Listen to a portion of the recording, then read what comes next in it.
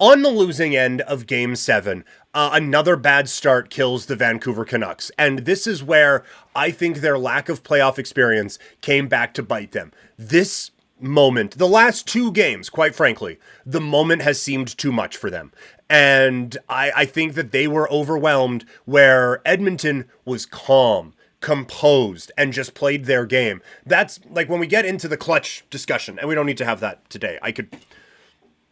On a rainy day, I'll put that episode out and just pissing people off. But I don't necessarily view clutch as this mystical land of talent that players get to. The one argument I will listen to is clutch is staying your best in the biggest moments. Edmonton did that. Vancouver didn't. And I think that was just not been in those situations before. This Edmonton team, it's not just a young bunch of kids anymore. They've been in a lot of these situations before. This is another trip to the conference finals for them. They know what these situations take. Vancouver, aside from JT Miller, they haven't been in spots like this before. And I think that really showed up. And for the second game in a row as well, special teams killed them.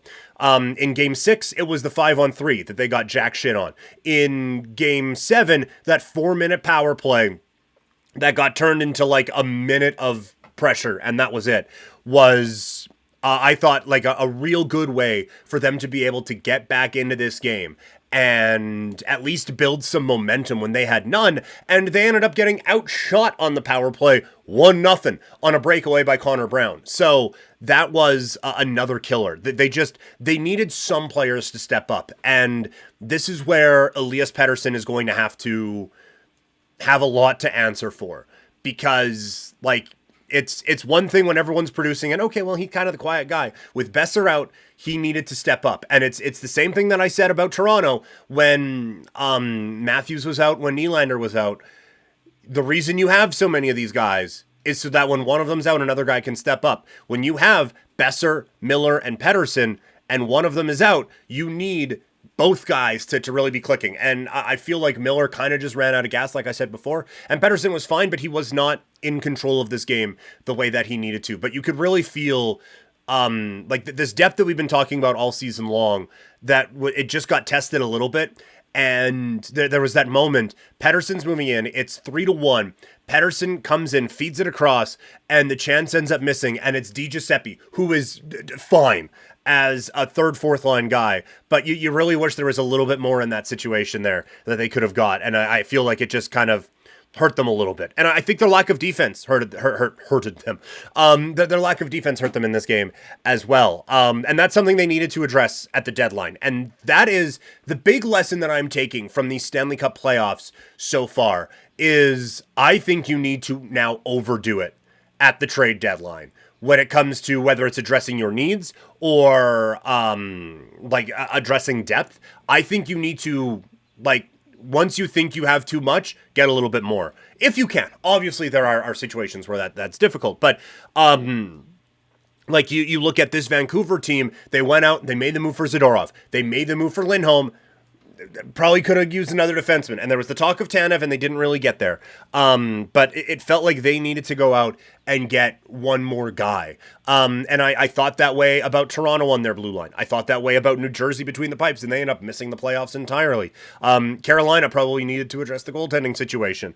And we are seeing now there are so many. It's not just that we have a couple dominant teams, right? Like a Tampa Bay or Colorado or Vegas in years past. It's that there's so many that are so good. Like, you look at the playoffs when we started, and I said, there's 12, 13 teams that feel like they have a legitimate chance of winning the Stanley Cup, and most of them will be disappointed. That's how good it is. So I don't think you can just go, well, we addressed a couple things and we'll piece together the defense as we go. I think you need to now overdo it at the trade deadline and build as close to a super team as you can, because it's just so talented in this league now, and I think it's going to be that way for a little bit. So that my main takeaway from the trade deadline is teams need to trade more. My main takeaway from the playoffs is teams need to trade more and need to go out and try to address a lot of these needs. But it does leave a couple of interesting decisions now for the offseason. For Vancouver, Shelov's is interesting. He comes out of this as a star. And if I'm Vancouver, I'm looking at moving that cat. There are goaltending needy teams, and there's only a couple goalies out on the market. We'll talk about one in a second, and the other one, Jacob Markstrom, out here in Calgary. But I think there are more people looking for seats in this game that are going to be, I think, knocking on Vancouver's door for Shelovs. And I think for Vancouver, it makes a ton of sense. Thatcher Demko is your guy. And Casey DeSmith, I think, is an all right backup. But I think you have something in Shelovs right now. So go out, make that move. Maybe you can address a need on your blue line, or just get some draft capital back after giving up quite a bit of it for Lindholm and for Zadorov, and try to recoup some things that way. But I think the big decision out in Vancouver is Elias Lindholm. He stepped up. Talking about players out in Vancouver that needed to step up, he was one who did. I will absolutely grant him that. I thought he was quite good. I don't know if he's as good as he's going to want to be paid, though. And, I think 9 is kind of out the window. But someone was saying, oh, Carolina should take a run at Lindholm. He was just making 4.5. Get him at that.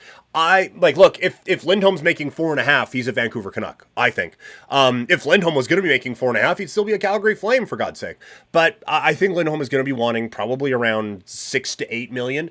And that's no reporting here. And if you guys have been watching me long enough, you know that I'm not reporting anything. But that kind of feels like where he's going to be wanting, and that's just too much for what Vancouver needs. And I think the perfect player to fill that role for Vancouver is Chandler Stevenson. With the moves that Vegas has made, it's kind of knocked Chandler Stevenson out of favor out there. And I think Stevenson is the type of player that you win with. I think he plays with the pace that you need at the National Hockey League in 2024. And he has that experience that Vancouver is desperately lacking. I think that is just fits like a glove type of a move for the Canucks.